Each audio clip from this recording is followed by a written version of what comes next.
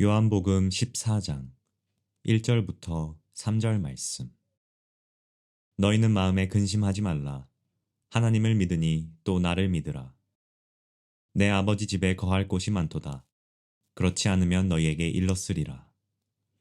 내가 너희를 위하여 거처를 예비하러 가노니 가서 너희를 위하여 거처를 예비하면 내가 다시 와서 너희를 내게로 영접하여 나 있는 곳에 너희도 있게 하리라. 자, 이제 초막절 시리즈 설교의 마지막 부분에 다다랐습니다. 7번째 설교입니다. 오늘 이 초막절을 마무리하면서 제목을 초막절의 예언적 의미를 알자 하고 정했습니다. 사실 여호와의 절기 전체가 예언입니다. 하나님의 구속의 시간표입니다. 칼렌다입니다. 그 말의 의미는 하나님이 이 인류 역사를 위해서 행하시는 구원의 모든 계획의 시간표가 시간별로 순서적으로 우리에게 어떻게 이루어질 것인가를 담고 있는 것이 여호와의 절기라는 거예요. 그 절기를 살펴보면 하나님이 인류를 위해서 하실 일들을 모두 자세하게 정확하게 알 수가 있습니다. 쉽게 이야기하면 우리의 구원을 위해서 가장 중요한 내용들이 들어있는 것이 여호와의 절기라는 거예요. 레위기 23장 전체는 이 여호와의 절기에 대한 이야기를 담고 있거든요. 매일 절기, 조석으로 하나님께 번제를 드리는 것, 이거 예언적 의미가 있습니다. 매주마다 드리는 샤밧 안식일, 거기에도 번제를 드리게 되어 있습니다. 여기에도 영적 의미가, 예언적 의미가 담겨져 있습니다. 매월 초하루에 가장 어두운 금음날에 하나님께 또 번제를 드리는 것, 이것도 예언적 의미를 담고 있습니다. 그런데 그보다 더 중요한 것은 연중 행사로서 드리는 7번의 절기, 유월절, 무교절, 초실절, 이 세 가지를 봄절기라고 하죠. 오순절, 여름절기이죠. 가을에 되어서 나팔절, 대속제일, 그리고 초막절, 이 세 가지는 가을절기죠. 봄절기는 예수님의 초림을 통해서 우리의 죄를 구속하기 위해 십자가에 죽으시는 대속죄 죽음과 예수님의 첫 부활의 열매로서의 부활, 초실절. 여름절기는 오순절을 통해서 하나님께서 마지막 때 성령을 부어주셔서 우리로 하여금 하나님의 율법의 의미를 깨달아 알고 또 예수님이 십자가에 죽으신 의미를 깨달아 알게 하여서 구원이 이루어지는 가장 큰 추수의 때, 이 예언. 가을절기 때는 나팔절 때 예수님이 공중으로 재림하셔서 신부된 교회를 휴거시키시고 공중에서 혼인잔치가 벌어진다는 내용. 대속제일, 예수님께서 그날에 지상에 재림하셔서 그의 두 발이 감람산에 닿으면서 그로부터 천년왕국의 시대로 들어가는 이야기. 그것이 바로 이 대속제일과 초막절로 넘어가는 그 이야기입니다.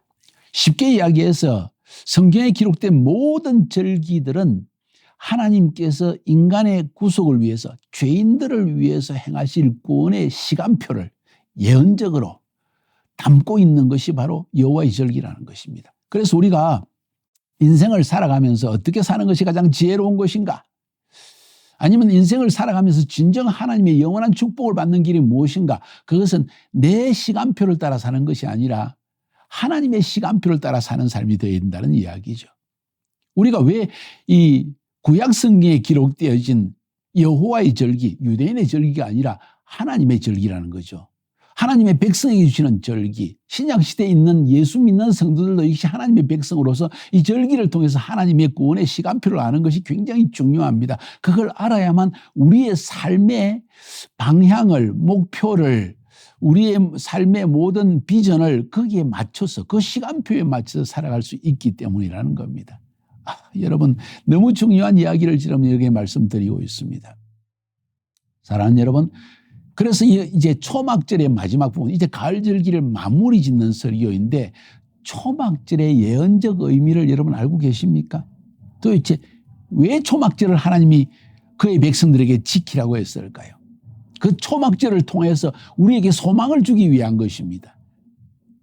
하나님께서 메시아의 재림과 동시에 우리에게 주실 엄청난 축복이 무엇인지를 알고 소망 가운데 살아가라는 것입니다. 사람들은 큰 절망 가운데 살고 있습니다. 마지막 때 특별히 나팔절 시즌에는 티슈리월 1일이니까 음력으로 가장 어두운 금음날입니다. 15일은 보름달이 뜨지 않습니까? 초막절은 보름달이 뜰 때 행하는 행사이고 나팔절은 바로 금음날 가장 어두운 때, 영적으로 가장 어둡고 온 세상이 혼돈되고 경제적으로 군사적으로 문화적으로 모든 것이 도덕적으로 타락하여서 도저히 하나님께서 살아계신 것을 볼 수 없는 것처럼 왜 하나님이 이렇게 두십니까? 하는 그런 시기에 이 가을 절기가 온다는 거예요. 그걸 통해 우리가 어떤 시대에 살고 있는지를 알고 우리 자신이 거기에 준비를 하는 거죠. 특별히 이 초막절은 보름달이 뜰 때입니다. 가장 환한 때입니다. 하나님이 우리에게 구원을 완성시키시는 때가 가까웠다는 것을 알리는 것이 초막절입니다. 이 초막절의 기쁨이 우리 안에 충만해야만 지금 어두움의 시기에 경제적으로 혼란스러운 시기에 아무리 돌아보아도 도저히 소망이 없는 것 같은 이 시대에 이 기쁨으로 초막절의 기쁨으로 이 어려운 상황을 이겨내야만 한다는 것입니다. 그래서 초막절은 일주일 동안 기쁨으로 즐거워하며 심지어 신명기에서는 독주를 마시면서까지라도 포도주를 마시며 마음껏 취하고 하나님을 찬양하라고 이야기합니다. 초막절은 기쁨의 절기라는 거죠. 자, 그러면 이 초막절의 예언적 의미가 무엇인지를 아는 것이 필요합니다. 첫 번째 예언적 의미는 앞에서 이미 말씀드렸지만 저는 이 부분에서 강조하고 싶습니다. 우리는 이 세상에서 나그네와 같이 초막과 같은 인생을 살고 있다. 초막은 얼기설기 임시 처소입니다. 우리의 육체도 초막과 같은 존재입니다. 언젠가는 사라지고 맙니다. 주님 재림하실 때 우리가 휴거당할 때 우리는 우리의 몸이 영적인 몸으로 변화되어서 주님을 만난다고 성경은 우리에게 가르치고 있습니다. 초막을 벗어난다는 이야기예요. 영원한 아버지께서 예비하신 집이 있다는 것이죠. 머지않아 주님이 재림하시면 주님과 함께 영원히 아버지의 집에 들어가 살겠다는 것을 예언적으로 좀 알아라는 것이죠. 그래서 우리 교회에서는요, 교구별로 초막을 지었습니다. 우리가 또 12지자 사역을 하기 때문에 12개의 초막을 지어놓고 우리 교구장들이 쉽게 말하면 한국말로 하면 교구장들이 그 초막의 사람들을 초청해서 그날은 맛있는 음식을 준비하고 모두 함께 기뻐 찬양하고 즐거워 뛰노는 일을 일주일 동안 계속한다는 거예요. 그 일을 우리 교회가 벌써 오랫동안 매년마다 계속하고 있습니다. 기념하기 위한 것입니다. 그 예언적 의미를 우리가 알기 위해서입니다. 우리 이런 얼기설기한 초막에 살고 있지만은 그런데 하나님이 주님이 우리 이 세상에 오시면 우리에게 이런 기쁨을 주실 것이다. 고린도후서 5장 1절 2절에 보니까 만일 땅에 있는 우리의 장막집이 무너지면 하나님께서 지으신 집 곧 손으로 지은 것이 아니요 하늘에 있는 영원한 집이 우리에게 있는 줄 아나니 과연 우리가 여기서 탄식하며 하늘로부터 오는 처소로 들있기를 간절히 사모하느니 초막절은 하나님이 우리에게 주실 아버지의 집에 들어갈 것을 간절히 사모하는 절기이다. 그 간절히 사모함과 그것을 소망함이 지금의 모든 절망적인 상황을 이겨낼 수 있는 힘이 있다는 거예요. 믿음으로 이겨내는 겁니다. 어떤 믿음입니까?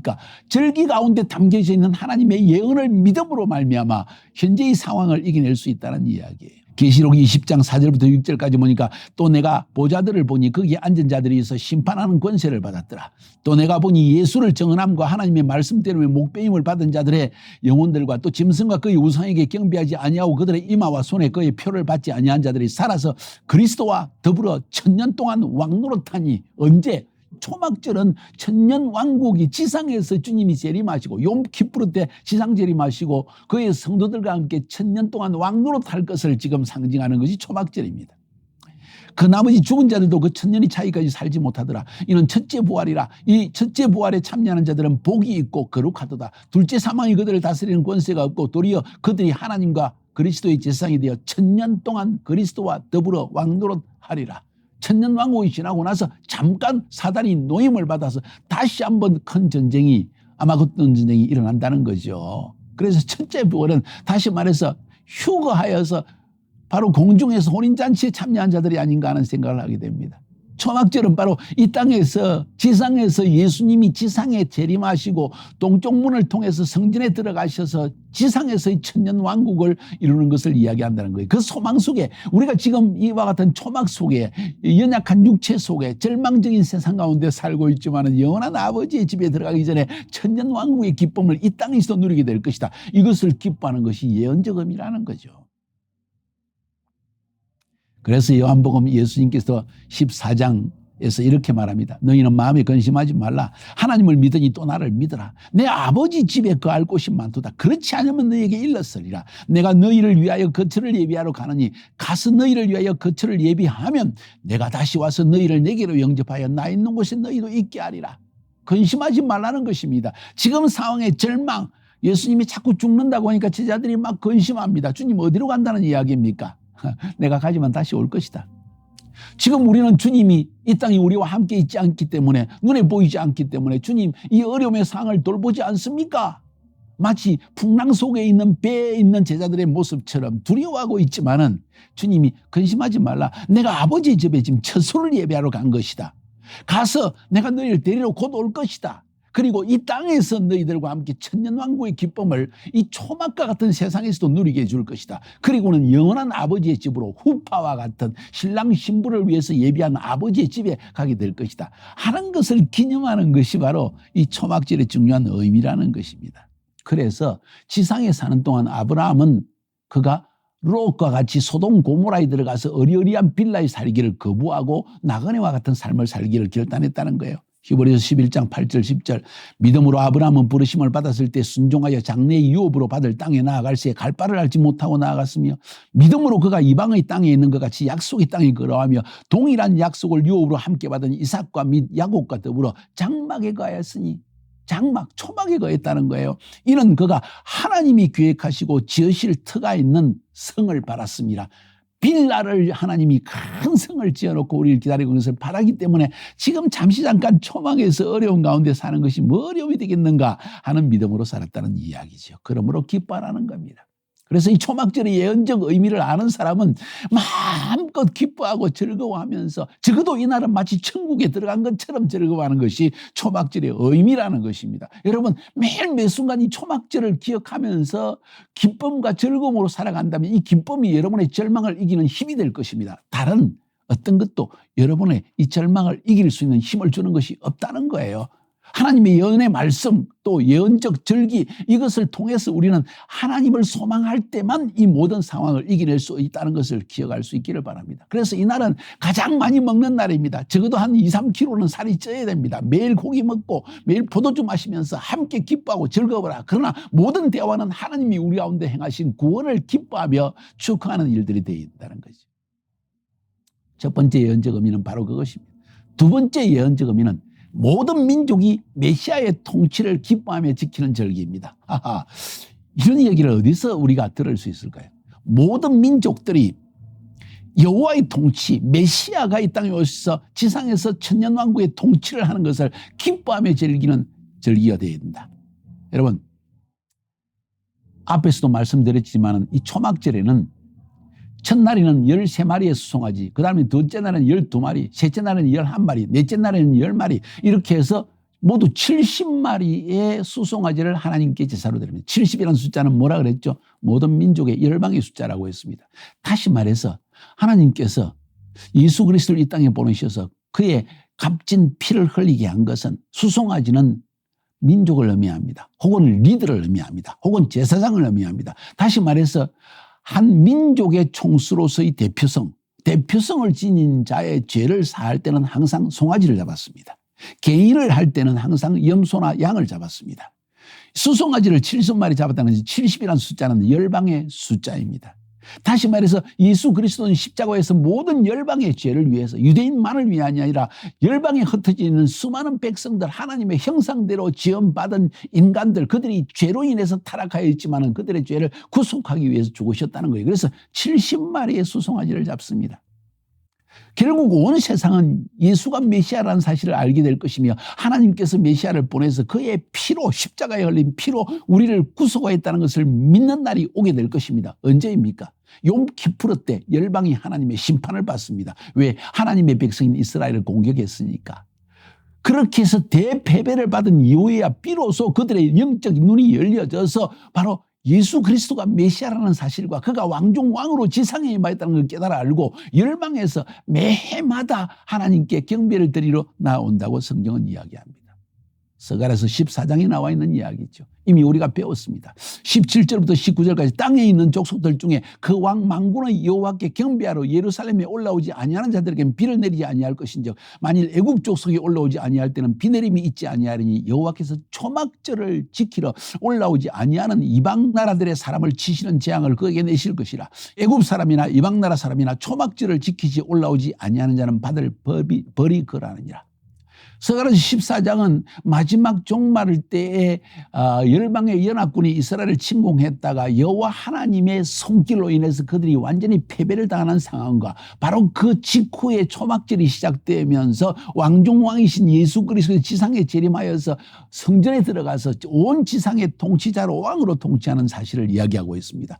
그때야 비로소 열방의 민족들이 모든 이방들이 와, 예수가 바로 메시아였구나. 그분은 단순히 유대인들의 메시아 구원자가 아니라 열방의 구원자라는 사실을 깨달아 알고 기쁨으로 하나님께 초막절에 해마다 예물을 가지고 경배하러 나온다는 이야기를 들려주고 있습니다. 그때도 모든 사람에게 자기 의지가 주어져 있기 때문에 스스로 올라오는 사람은 올라오고 오지 않는 사람은 오르지 않는다는 거예요. 그러면 왕이 그런 사실을 보고 가만 놔둘까요? 이미 그때는 예수님이 왕중왕으로 지상에서 통치하는 천년의 시대이기 때문에 그런 자에게는 재앙을 내린다고 성경은 말하고 있습니다. 그만큼 천년왕국은 참으로 신기한 왕국입니다. 하늘나라 같기도 하면서 지상나라도 같이 짬뽕되어 있는, 마치 섞여져 있는 그것이 천년왕국, 지상에서의 천년왕국의 하나님의 통치라는 거예요. 그래서 이 초막절의 영적 의미는 뭔가 하니 천년왕국의 시대 주님께서 지상에서 하늘나라의 권세로서 다스리는 때를 의미하는 것이다. 그래서 열방이 하나님의 통치를 기뻐하는 절기가 바로 이 초막절이다. 우리는 그날이 속히 임할 것을, 아니 이미 임하는 것이 분명하기 때문에 우리는 그날을 소망하며 살아야 된다는 거예요. 마지막으로 이것과 연관해서 초막절의 예언적 의미 세 번째는 예수님의 감람산 재림과 함께 왕의 통치가 시작된다는 이야기입니다. 스가랴서 14장 4절에 그날에 바로 욤키푸르 때 주님이 지상에 재림하는 이야기, 그리고 바로 초막절이 시작되는 이야기가 나옵니다. 그날에 그의 발이, 그의 할 때 그는 대문자로 씁니다. 영어나 러시아 말이나 어느 날 그의 발, 누구의 발입니까? 재림하시는 메시아 예수의 발이 예루살렘 앞 곧 동쪽 감람산에 서실 것이요. 감람산은 예수님의 발이 딱 서니까 그 한가운데가 동수로 쫙 갈라져서 매우 큰 골짜기가 되어져서 산 절반은 북쪽으로 절반은 남쪽으로. 여러분이 성지순례 가면 감람산에서 그 황금돔 성당 그것을 쳐다보지 않습니까? 바로 거기가 성전이 있는 장소입니다. 바로 그 보는 장소, 그 사이에 골짜기가 있죠. 기드론 골짜기입니다. 그 골짜기가 쫙 갈라져서 남북으로 갈라지면서 그 남북 동수로 이렇게 생수의 강이 성전에서 흘러나와서 동수로 물이 갈라져 내려간다는 이야기 여러분 이미 들으셨죠? 그렇습니다. 바로 그때 이 지상의 감람산에 재림하신 예수님께서 동쪽 문을 통하여 성전에 들어가시고 그리고 비로소 초막절의 시즌이 시작되어집니다. 초막절의 시즌, 왕의 통치입니다. 천년왕국의 왕의 통치라는 거예요. 9절에 보니까 여호와께서 천하의 왕이 되시니 그날에는 여호와께서 홀로 한 분이실 것이요 그의 이름이 홀로 하나이실 것이라. 천하의 왕이 되신다. 다시 말해 지상에서의 천년왕국을 의미하는 것입니다. 스가랴 14장 11절에는 사람이 그 가운데 살며 다시는 저주가 있지 아니하리니 예루살렘이 평안히 있으리로다. 왕중왕으로 임재하셔서 지상에서 천년왕국을 시작하시는 하나님의 통치를 기뻐하는 절기라는 거예요. 예언적 의미 세 번째를 살펴보았습니다. 초막절의 예언적 의미 네 번째는 영원한 아버지 집에 들어갈 것을 기뻐하는 절기다. 영원한 아버지의 집에 우리가 들어가게 될 것을 기뻐하는 절기이다. 영원한 아버지의 집에 들어갈 것을 소망하며 기뻐하며 선취적으로 기뻐하는 절기이다. 그것이 바로 초막절이에요. 초막절은 천년왕국의 시대라고 하지 않았습니까? 영원한 아버지의 나라와 지상에서의 나라, 그 중간에 있는 지상에서의 천년왕국입니다. 하나님이 왕으로 통치하시지만 지상에 있습니다. 아직 영원한 하나님의 나라는 시작되지 않았습니다. 그래서 그 나라에 들어갈 것을 기뻐하며 선취적으로 즐거워하는 때라는 거예요. 그래서 여호와 라파라는, 아니 호산나 라파라고 하는 물의 행사를 합니다. 어떤 행사입니까? 요한복음 7장에서도 그 이야기를 우리에게 들려주고 있지 않습니까? 명절 끝날 언제입니까? 바로 호산나 라파, 바로 초막절의 제8번째 날, 대축제가 벌어지는 날 예수께서 서서 외쳐 가라사대 누구든지 목마르거든 내게로 와서 마시라. 나를 믿는 자는 성경의 이름과 같이 그 배에서 생수의 강이 흘러나리라. 이는 그를 믿는 자의 받을 성령을 가리켜 말씀하신 것이라. 예수께서 아직 영광을 받지 못하신 거로 십자가에 죽으시고 부활하지 않았기 때문에 성령이 아직 저에게 계시지 아니하시라. 장차 하나님께서 성령을 보이셔서 성령으로 세상을 통치하실 것을 미리 말씀하셨다는 거예요. 언제? 명절 끝날 호산나 라빠를 외칠 때, 호산나 라빠라는 것은 어서 오소서 메시아여 이 말입니다. 메시아여 오셔서 통치하소서 하고 외치는 소리입니다. 언제? 바로 초막절 기간에. 그래서 예수님께서 성전에 들어가실 때, 아니 예루살렘에 입성하실 때 백성들이 호산나 호산나 오실 왕이여 하고 외쳤던 것입니다. 메시아여 어서 오시옵소서. 우리는 준비되어 있습니다. 우리는 메시아 오심을 기다리고 있습니다. 그리고 우리에게 천년왕국뿐만 아니라 영원한 하나님의 나라를 여실 것을 우리는 소망합니다. 그런 이야기입니다. 그래서 앞에서도 설명드린 것처럼 물의 축제를 할 때 제사장이 금그릇에다 물을 실로암 연못에서 기르다가 성전에서 그 제단 위에다가 물과 포도주를 함께 붓습니다. 물과 포도주는 뭘 상징합니까? 예수님께서 흘리신 몸의 피와 물을 의미하는 것입니다. 물은 예수님의 말씀, 피는 예수님의 흘린 피, 그것으로 말미암아 구속함을 받습니다. 그때 수양보들 나무를 지상이 막 흔듭니다. 바람 때문에 막 흔들립니다. 뭐냐면 바람은 루아흐, 성령을 상징합니다. 성령의 역사로 말미암아 예수의 흘리신 보혈의 피가 우리를 구속한다는 것을 믿고 포도주, 그리고 그 하나님의 말씀의 예언이 그대로 성취되는 것을 믿음으로 말미암아 우리를 구원받는 것입니다. 예수님께서 말씀하시기를 내가 생명의 떡이다. 내가 너에게 이런 말이 너에게 영이요 생명이다. 하나님의 말씀, 그것을 우리에게 주신다는 거예요. 나는 세상의 빛이로다. 그래서 그날 여호와 라빠를 호산나 라빠를 외칠 때 성전 한가운데 높은 기둥을 세우고 높은 기둥을 세우고 그 끝에 4개의 이 등불을 세워가지고 20리터가 들어가는 감람 기름을 붙여가지고 온 예루살렘 성이 환하게 비치도록, 그때 예수님이 말씀하시기를 나는 세상의 빛이로다. 나에게 오는 자는 어두움에 다니지 아니하리라. 영원한 어둠에서 벗어나 영원한 하나님의 빛 가운데 들어간다는 것을 기뻐하는 절기라는 거예요. 사랑하는 여러분, 우리는 이런 그 초막절의 절기의 의미를 알고 기뻐해야 됩니다. 사랑하는 여러분, 마음껏 멀고 여러분 없는 돈 모아서라도 이날은 먹고 마시고 기뻐하며 즐거움의 시간을 여러분이 꼭 보낼 수 있기를 바랍니다. 이것이 초막절의 영적 의미입니다. 중요한 것은 이 영적 의미를 아는 자는 그 기쁨으로 지금의 현재의 모든 어려움을 이겨낼 수 있다는 것입니다. 여러분 사랑합니다. 하나님의 말씀으로 승리하세요. 자꾸 현재의 상태, 다가오는 현재의 절망적인 모습, 들려오는 이야기 이런 것에 얽매이지 말고, 또 미래 나는 어떻게 살까 하는 두려움에 얽매이지 말고 하나님의 말씀으로 이 모든 기쁨으로 이것을 이겨낼 수 있기를 바랍니다. 어떻게 기뻐할 수 있습니까? 하나님의 예언적 말씀을 붙들고 믿음으로 바라볼 때만 이겨낼 수 있는 것입니다. 그렇게 되시기를 주님의 이름으로 축복하여 드립니다. 다음 절기, 봄절기에 또 여러분을 만나서 이 생명의 말씀을 나눌 수 있기를 바랍니다. 승리합시다.